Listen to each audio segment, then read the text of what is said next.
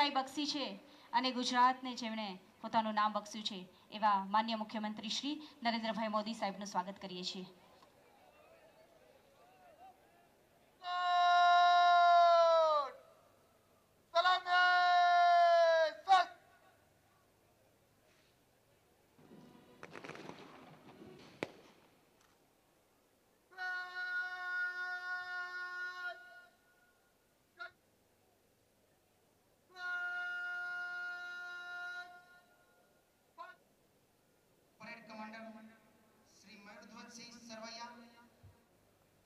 આવી રહ્યા છે।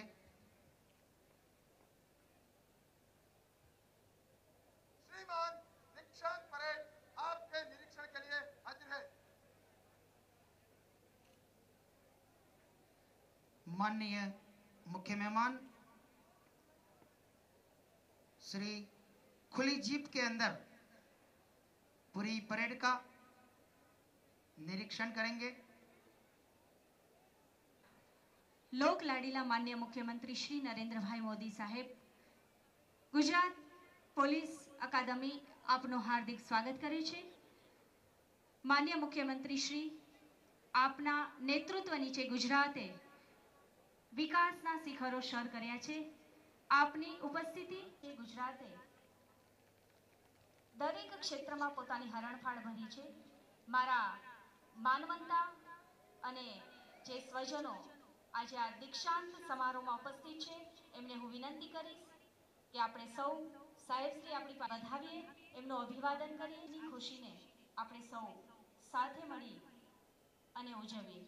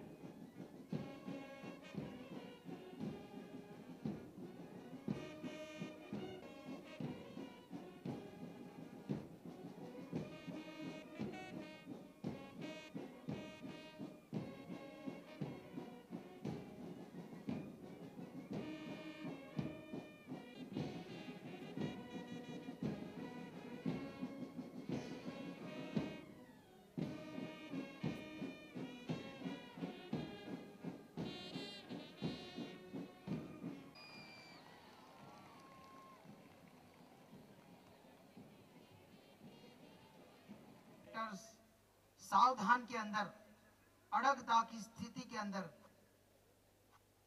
खड़े हुए अपनी एक इस ऊंचाइयों को सर करके दिखाएंगे। ये सावधान की स्थिति का इनका विश्वास माननीय मुख्य मेहमान से हुआ दिखाई दे रहा है। माननीय मुख्य मेहमान श्री वीआईपीज मीडिया गैलरी और फैमिलीज का अभिवादन लेते हुए मंच की ओर खुली जीप कदमों के साथ राष्ट्रध्वज और पुलिस ध्वज नीचे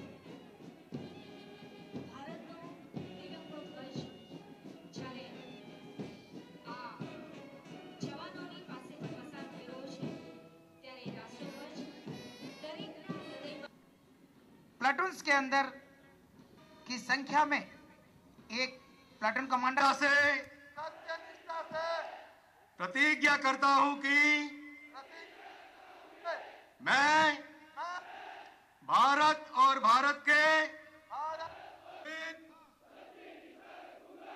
तथा मैं अपने पद के कर्तव्यों का राजभक्ति, ईमानदारी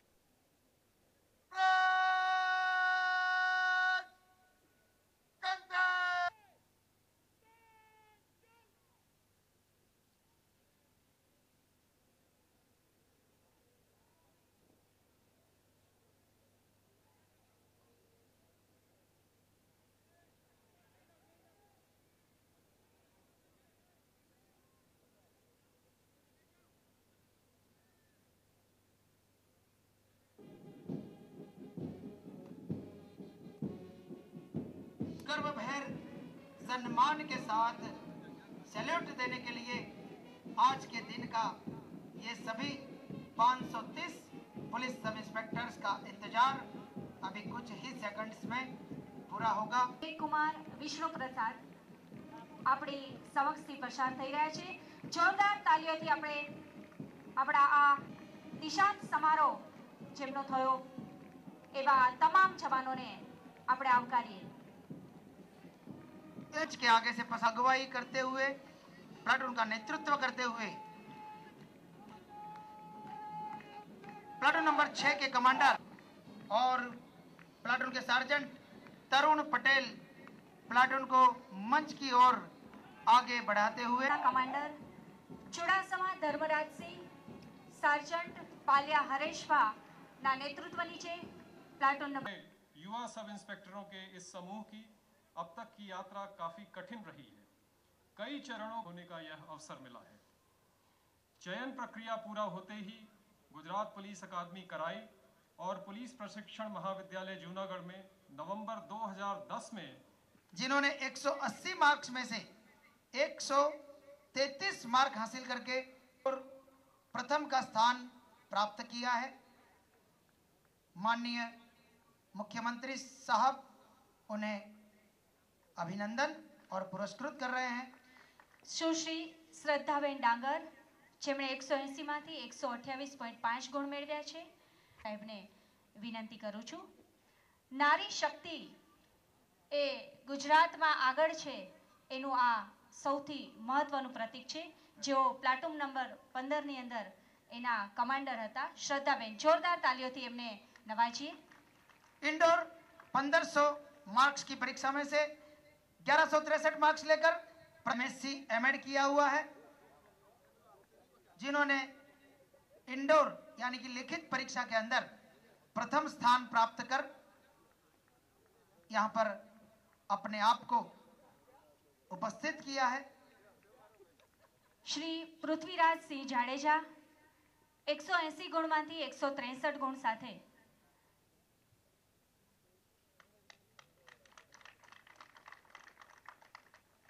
એવોર્ડ એનાયત કરવા માટે હું માનનીય મુખ્યમંત્રી શ્રીને વિનંતી કરીશ. જોરદાર તાલીઓથી આપણે આ તમામ વિજેતાઓને વધાવીએ અને આપણો આનંદ पूरी એમની परेड સાથે का વ્યક્ત કરીએ. संचालन करते हुए parade commander Shri Mayurdhwaj Singh M Sarvaiya जो गांवपुर विजापुर महसाणा के रहने वाले, बीए विद इकोनॉमिक्स,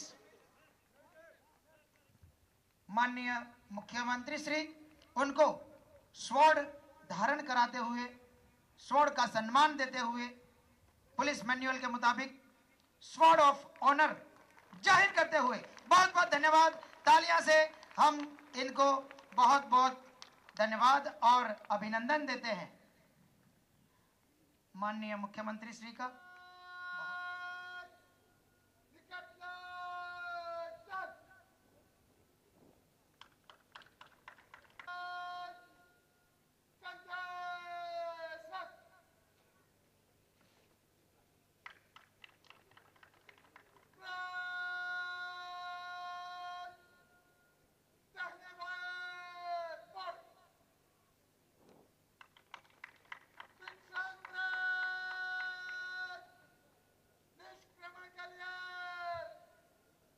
के बीच हम इस सेवा के लिए, हमारी फर्ज के लिए इस मैदान से कदम कदम को गिनते हैं और गर्व महसूस कर रहे हैं।